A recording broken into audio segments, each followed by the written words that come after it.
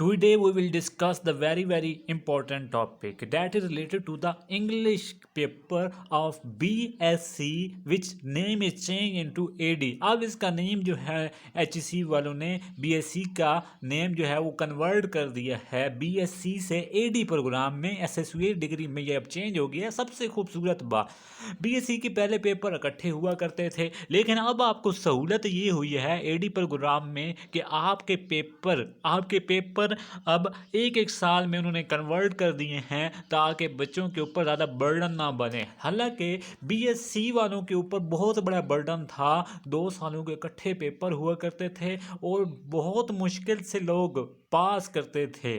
और दूसरी अहम बात, ये इंग्लिश जो है ना BSc के अंदर मैं आपको कहूँ कि सबसे ज़्यादा डरावनी ख्वाब है, पास करना डरावना ख्वाब है। रीज़न ये है कि इसका पेपर टफ हर लिहाज से होता है। एक सब बात ये टफ इसलिए होता है क्योंकि उसके पीछे ये होता है कि इसके सवाल जो है वो पूरी एक ऐसे के इक्वल होते हैं। सवाल आपने देखे होंगे पूरे ऐसे के इक्वल हैं और आपको 10 11 12 चैप्टर करने हैं, हर एक रिएक्शन करना है, तो ये बहुत टफ हो जाता है BSc की इंग्लिश। तो मेरे पास हमने जिस दौर में ये BSc की उस दौर में इसको हमने यूज़ किया टू द पॉइंट बुक, बहुत अच्छी बुक है।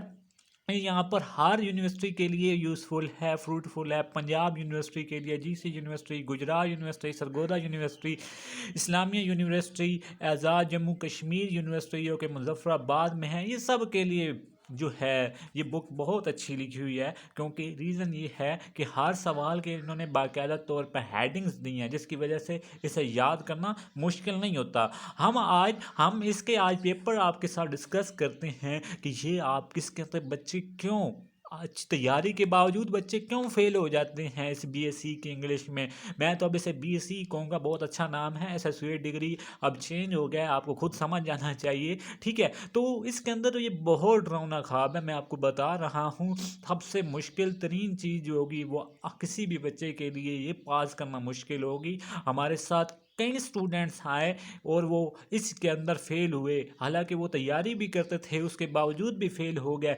आज मैं आपको एक ऐसा ट्रिक बताऊंगा जिस ट्रिक को देखने के बाद आप लोग ये पेपर आसानी से हल कर देंगे। मेरे पास आज बहुत सारे पेपर्स मौजूद हैं, मैं आपको पेपर सेटर्स का दिमाग पढ़ाऊंगा कि पेपर सेट करने वाला ये पेपर किस तरीके से सेट करता है BSc का, कि सरगोदा का हो या GC का हो, पंजाब का हो, किस तरीके से वो सेट करता है और बच्चों को किस तरीके से फंसाता है। मैं उसका आपको हर तरह से मुआवजा करके दूंगा और ये आपको वीडियो तब ही समझ आने वाली है जब आप लोग ये वीडियो एंड तक देखें।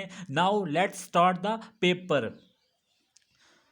जी, मेरे पास यहाँ पर सरगोदा यूनिवर्सिटी का एक पेपर सामने चढ़ गया और मेरा दिल था कि आप लोगों को इसके बारे में थोड़ा बहुत मालूमात दे दूं, क्योंकि आपको पता है कि ये पेपर जो है कंपलसरी है, चाहे वो सिंगल मैथ की हो स्टूडेंट, चाहे वो डबल मैथ के हों, चाहे कोई भी हो, तो इंग्लिश का पेपर उन्हें देना होगा। अगर उन्होंने ये वाला जो है अपनी डिग्री लेनी है, BSc बैचलर की डिग्री कंप्लीट करनी है, तो उन्हें ये वाला पेपर लाजमी पास करना होगा। और आई थिंक डबल मैथ वालों को डबल मैथ भी करनी पड़ती है और इंग्लिश भी तैयार करना पड़ता है, बहुत टफ हो जाता है ये सारा प्रोसेस। जी, ये 100 नंबर होते हैं आप लोगों के पास टोटल, और इसको हल करने के लिए 3 आवर्स होते हैं जो आई थिंक बहुत थोड़े हैं, क्योंकि ये पूरा एक सवाल जो हमारे पास गिवन है, ये वाला एक सवाल पूरी ऐसे के इक्वल हैं। ये आपको मैं एंड पे दिखाऊंगा कि वाकई ही ऐसे के इक्वल सवाल हैं। जी, ये 2020 के अंदर पेपर आया यूनिवर्सिटी ऑफ सरगोदा का, फर्स्ट एनुअल के अंदर आया। ठीक है, तो अब मैं आपको पेपर सेटर का दिमाग, मेरे पास और भी ये पेपर मौजूद हैं, देख रहे हो आप। ये पेपर मैं आपको साथ साथ बताऊंगा कि आप लोगों को किस तरीके से तैयारी करके जानी है। आप लोगों के मेरे पास जो पेपर्स मौजूद हैं मैं आपको उसी के साथ साथ बताता चला जाऊँगा और होपफुली आपको ये वीडियो समझ आएगी। और आप लोगों को एक ही पॉइंट इतना इम्पॉर्टेंट है मेरे, लिहाजा वीडियो को स्किप मत कीजिएगा। Now let's move to the paper. जी, यहाँ पर आप देख रहे हो कि हमारे पास इस पेपर के अंदर टोटल 2 सेक्शन है। सेक्शन 1 के अंदर आपके पास 2 सवाल हैं और 2 सवालों में से आपने एक सवाल अटेम्प्ट करना होता है। 2 सवाल हैं मतलब आई मीन कि एक सेक्शन के अंदर आपने क्वेश्चन 1 2 या 4 में से आपने 2 क्वेश्चन अटेम्प्ट करने ज़रूरी होते हैं। और अगर मैं आपको कहूँ कि बीएससी के पेपर के अंदर सेक्शन 1 ही जो आपके पास मौजूद होता है, यही आपका लाइफ चेंज होता है। अगर आपकी इसके ऊपर ग्रिप होगी तो आपके लिए ये बीएससी के पेपर, एडी का पेपर, एसोसिएट डिग्री का पेपर पास करना मुश्किल नहीं होगा। बट आपको एक बात बता दूं कि इसके सवाल को आपने बहुत ज़्यादा तरीके से, बहुत ध्यान से, बहुत मज़े के तरीके से याद किया होगा, तब आप कर पाओगे। क्योंकि ये 3 हार्स हैं, 3 हार्स के अंदर आपने सिर्फ ये सवाल ही अटैम्प्ट नहीं करने, एक सवाल के ऊपर ऑलमोस्ट आधा घंटा लग जाता है। ठीक है, 15-20 मिनट तो कम से कम लगाओ ना, अगर ज़्यादा भी आपको नहीं आता। ठीक है, क्योंकि आपकी पेपर की बेस जो है वो ये सवाल हैं। अगर जिस बच्चे की ग्रेप सेक्शन 1 के ऊपर अच्छी हुई, उन्होंने 50 में से, सपोज करो आप लोगों का फ्यूचर जो है ये 50 में से आपका फ्यूचर है, फ्यूचर आपका ये 50 सवालों में से 50 नंबर में से है, ये 50 नंबर आपके हाथ में होते हैं। सेशन 1 के आप लोगों के पास कितने नंबर दिए, पहला नंबर 15 का है, दूसरा 10 का है, तो टोटल 25 हो गया, फिर 15 ऐड करो 40 हो गया, फिर 10 ऐड करो 50 हो गया। इट मीन्स ये हुआ कि बीएससी का पेपर के अंदर ओनली ये 50 नंबर आप लोगों के हाथ में हैं। ठीक है, 50 नंबर सेक्शन बी। अब सेक्शन बी के ऊपर आते हैं। मैं आपको ये सवाल जो है आप लोगों ने किस तरीके से देखने हैं मैं आपको वो भी बताता हूँ। अच्छा चलो मैं साथ ही बता देता हूँ ताकि सेक्शन बी के ऊपर तो हम तब जाए ना, पहले हमें ये तो कंफर्म हो कि इसको हमने कैसे हल करना है। क्योंकि मैं आपको बार बार कह रहा हूँ, अगर आपके इसके ऊपर ग्रिप नहीं है तो समझ जाओ आप लोग पास नहीं हो सकते। क्योंकि ये वाला जो नेक्स्ट आपका सेक्शन बी है ये बिल्कुल अननोन होता है, बिल्कुल ही अननोन होता है। इसको आई थिंक बहुत ज़्यादा जिसकी वोकैबलरी अच्छी होती है वो ही हल कर पाता है, अदरवाइज हर बंदा इसको हल नहीं कर सकता। इसलिए हर बंदा ये सेशन 1 के ऊपर ग्रिप रखता है। ये 2020 का पेपर आया, ठीक है, इसके अंदर पेपर सेटर के अब 2 माइंड में आपको किस तरीके से, मैं बार बार क्यों कह रहा हूँ कि पेपर सेटर ये 2 माइंड क्यों यूज़ करता है। अब आप लोग देख रहे हो कि हमारे पास ये फर्स्ट सवाल जो है ये आपका मार्क टाउन में से आया। मार्क टाउन जो has made a analysis of human nature in his एसे मज़े की बात है, पहला जो आपका चैप्टर है ये सवाल उसी में से आया है, डायमंड ह्यूमन रेस वाला।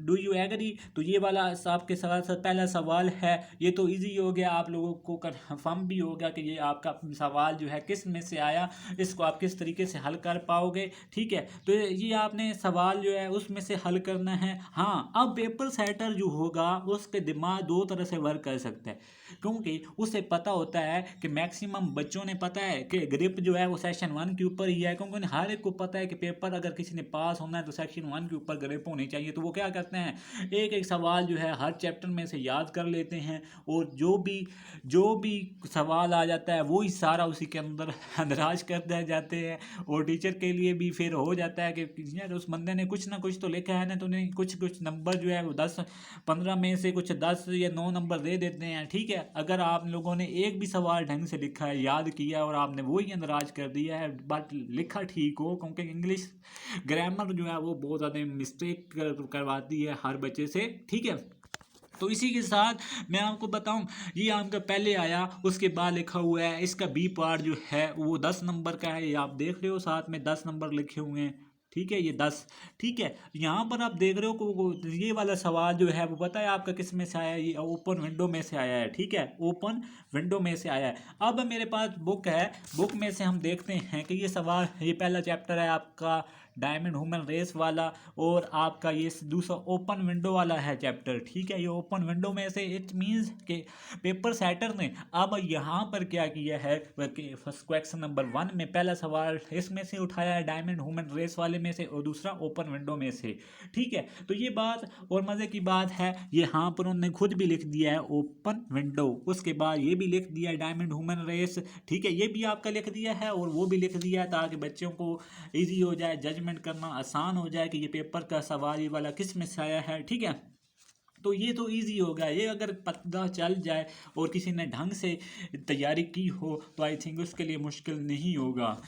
अब मैं आपको एक और पेपर दिखाता हूँ। मेरे पास एक और पेपर है जिसके अंदर आपको मैं पेपर सेटर का दिमाग बता रहा हूँ कि बाद औक़ात बच्चों ने हर हर चैप्टर में से एक याद किया होता है और एक याद करते हैं, वो जो मर्जी सवाल आ जाए बस उन्हें पता चल जाए ना कि ये चैप्टर कौन सा है, डायमंड ह्यूमन रेस वाला है या ओपन विंडो वाला है, तो वही सवाल हर एक में लिख कर आ जाते हैं। तो यहाँ से पेपर सेटर जो है उससे कन्फ्यूजन होती है कि ये बच्चा जो है ना हर एक ने ऐसी तैयारी की होगी तो ये तो ईजी होगा ना काम कि उन्होंने एक एक दे दिया, तो इसलिए बच्चे आसानी से ये हल कर लें। लेकिन अगर एक पेपर में से आपके दो सवाल आ जाएं, अब आपका मैं 2017 का पेपर है, इसके अंदर पेपर सेटर ने कैसे पेपर सेट किया। अब देखो लास्ट लेसन, आपका लास्ट लेसन जो है ये चैप्टर नंबर 2 में पड़ा हुआ है, ठीक है। चैप्टर नंबर 2 में से मतलब आया है, तो लास्ट लेसन जो है ये देखो, इसको ये उन्होंने राइटर जो था उसका साथ में हवाला भी दे दिया कि ये राइटर कौन था और ये आपका चैप्टर कौन सा है, ठीक है। तो ये आप देखो लास्ट लेसन का भी आया है, यहाँ पर लास्ट लेसन के अंदर से दो सवाल आए हैं, आप देख रहे हो यहाँ पर, पहला भी लास्ट लेसन का है और दूसरा भी सवाल जो है किस में से आया है, लास्ट लेसन में से आया है। तो यहाँ पर आपको ये बात पता चल गई कि पेपर सेटर का ये दिमाग भी हो सकता है कि बच्चों ने एक एक तैयारी की है तो वो क्या करेंगे, एक एक तैयार करेंगे और दूसरा क्या करेंगे, बाकी सवाल छोड़ देंगे तो वही हार में दर्ज करेंगे। अगर वो इस चालाकी से पेपर सेटर ने चालाकी ये की 2017 में कि उसने बजाय एक एक देने के उसने एक चैप्टर में से दो सवाल दे दिए। तो यहाँ पर बच्चों के लिए मुश्किलात तो होंगी, बट उनके लिए मुश्किलात नहीं होंगी जिन्होंने ये तैयारी ढंग से की होगी और हर लिहाज से अपने आप को फाइनल पेपर के लिए प्रिपेयर रखा होगा, उनके लिए ये पेपर को तैयार करना मुश्किल नहीं है, ठीक है। उसके बाद अब यहाँ से ये तो मज़ा हो गया ना कि लास्ट लेसन में से दो लग गए, मतलब दूसरे चैप्टर में ही से उसने दो सवाल दे दिए थे, ठीक है। और उसके बाद आप देख रहे हो कि ये बाकी मैंने आपको मेन थीम जो इसके अंदर बताना था वो यही बताना था कि पेपर सेटर हर सवाल में से आपके दो भी ले सकता है, एक चैप्टर में से उसके पास ऑप्शन होता है कि वो दो भी ले सकता है और एक भी ले सकता है। तो यहाँ पर उसने यही काम किया। तो इसका मतलब डायमंड ह्यूमन रेस वाला और ओपन विंडो 2020 की बात करें क्योंकि ये तो अभी रिसेंटली हुआ है ना। उसके बाद हमारे पास एक्चुअल सीक्रेट ऑफ वाल्टर मिटी लाइफ, यहाँ आपको वाल्टर मिटी लाइफ वाला क्वेश्चन नंबर 2 जो है ये आपको अब मैं बताता हूँ कि चैप्टर कौन सा आया वाल्टर मिटी वाला। यहाँ पर ये देखो ये सीक्रेट लाइफ ऑफ वाल्टर मिटी, ये आप देख रहे हो, ये क्वेश्चन नंबर 2 का ए पार्ट है। मतलब ये कि उसने इसके अंदर से एक सवाल उठा लिया है actual secret life of Walter मिटी, और आपको हर एक को पता है कि यहाँ पर मैं आपको बताता हूँ, ये खड़ा है 8वें नंबर पे, ये वाला सवाल उसने उठाया है एक्चुअल सीक्रेट और कन्फ्लिक्ट ऑफ वाल्टर मिटी लाइफ, ठीक है, उसमें से ये सवाल उठाया है। और इसी तरह आप लोग अगर इसके अंदर देखो ये आपका वाल्टर मिटी मतलब चैप्टर नंबर 8 में से उठाया है। और एक सवाल अगला जो है उसने उठाया है how does C.S. Lewis distinguish right and wrong वाले चैप्टर में से ये सवाल जो है इसका पार्ट नंबर 2 दूसरे का उसने उठाया है। अब राइट एंड रॉन्ग हमने इसकी जो बुक है टू द पॉइंट बुक है आफ्ताब इकबाल की आमद की, तो वहाँ पर हमें ये right and wrong chapter number 8 में नज़र आता है, चैप्टर नंबर 11 में नज़र आ रहा है राइट एंड रॉन्ग। तो वहाँ पर उसने सवाल क्या लिया है, उसने सवाल लिया है how does C.S. Lewis distinguish between right and wrong. तो आपने यहाँ पर देख रहे हो कि मुख्तलिफ सवाल भी साथ साथ गिवन है what is right and wrong. तो वहाँ पर अगर आप देखोगे तो आपको पता चल जाएगा कि यहाँ पर ये कैसे हमने सॉल्व करना है what is right and wrong. तो आपने इस तरीके से वहाँ पर आप यहाँ पर साथ में पेजिंग भी दी हुई है, वहाँ पर पेज के ऊपर आप देख कर वहाँ पर आसानी से पहुँच सकते हो कि ये चैप्टर का सवाल कहाँ पर है। इसका मतलब ये हुआ कि यहाँ पर हमारे पास दो सवाल तो अटैम्प्ट हो गए, ठीक है, दो सवाल अटैम्प्ट हो गया। और तीसरी मज़े की बात इसका आप देख रहे हो हमारे पास क्वेश्चन नंबर 4 के अंदर एक सवाल मैं आपको मज़े के बताऊं जो सबसे ज़्यादा इंपॉर्टेंट चैप्टर है वो है टीवी एडिक्शन। कोई और चैप्टर आए ना आए, लेकिन टीवी एडिक्शन में से सवाल हर बार आता है। ये टीवी एडिक्शन वाला हो जाए, ये कॉमन कोल्ड वाला हो जाए। कॉमन कोल्ड वाला ये खड़ा है चैप्टर नंबर 7, इसमें भी उठाता है सवाल, ठीक है। लेकिन इस साल 2020 के अंदर उसने नहीं उठाया, तो लेकिन अगर 2022 के अंदर पेपर हुआ तो वहाँ पर आप लोगों को आसानी से ये कॉमन कोड वाला जो है पता उठाएगा। ये इसमें से सवाल आते हैं, क्योंकि ये वाला चैप्टर बहुत इंपॉर्टेंट है। और ये टीवी एडिक्शन वाला जो सवाल आया खड़ा है इसका क्वेश्चन नंबर 4 का बी पार्ट के अंदर, तो वो भी सवाल बड़ा इंपॉर्टेंट है। यहाँ पर आप देखिएगा, ये चैप्टर नंबर हमारे पास 20 है, बहुत इंपॉर्टेंट, मैं कहूँ वेरी वेरी इंपॉर्टेंट का चैप्टर है ये वाला। इसमें से और कॉमन कोड वाले में से सवाल लाजमी आता है। और यहाँ पर उसने जो उठाया, how does the writer compare TV addiction with drug addiction, how does the, यहाँ पर आप देख रहे हो कि वहाँ पर कौन सा बनता है TV addiction with drug addiction, ये आप खुद आप देख लीजिएगा, ठीक है।